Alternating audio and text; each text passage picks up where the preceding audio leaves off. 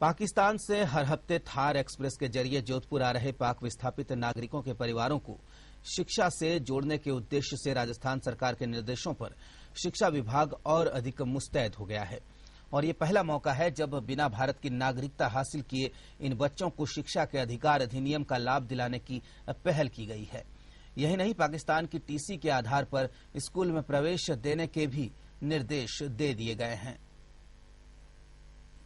राजस्थान के मुख्यमंत्री अशोक गहलोत के सामने जब जब पाक विस्थापित परिवारों से जुड़ा कोई मुद्दा पहुंचा है तो हर संभव नियमानुसार मदद करने से मुख्यमंत्री पीछे नहीं हटे हैं।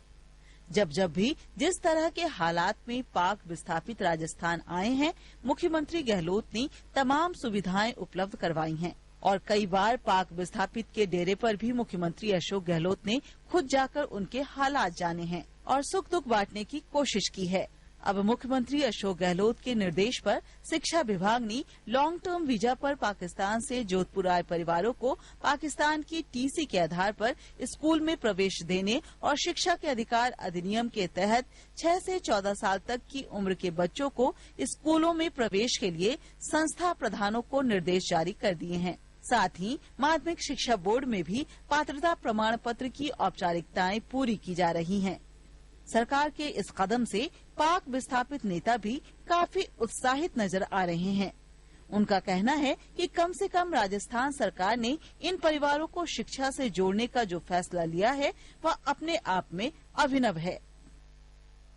ऐसे परिवार के जो बालक यहाँ आए हैं उन्हें वहाँ की टीसी के आधार पर या 6 से 14 आयु वर्ग के बच्चे हैं तो उन्हें आयु के अनुसार आरटी नियमों के अंतर्गत कक्षा 8 तक प्रवेश दिया जा सकेगा।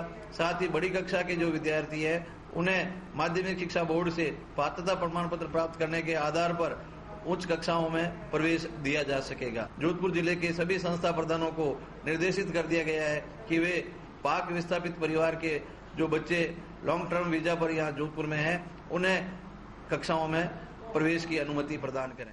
सरकार के इस प्रयास की प्रशंसा करता हूँ कि उन्होंने कम से कम एक जो बाधा थी उसको तो पार किया है, लेकिन क्या दिक्कत है कि आप इसको एक पूरे कॉम्प्रिहेंसिव ढंग से जो है अगर आप इसको संपूर्णता में लें तो ज्यादा लोगों को फायदा होगा, सीधा फायदा होगा और ठोस फायदा होगा, वो दीर्घकालीन फायदा होगा।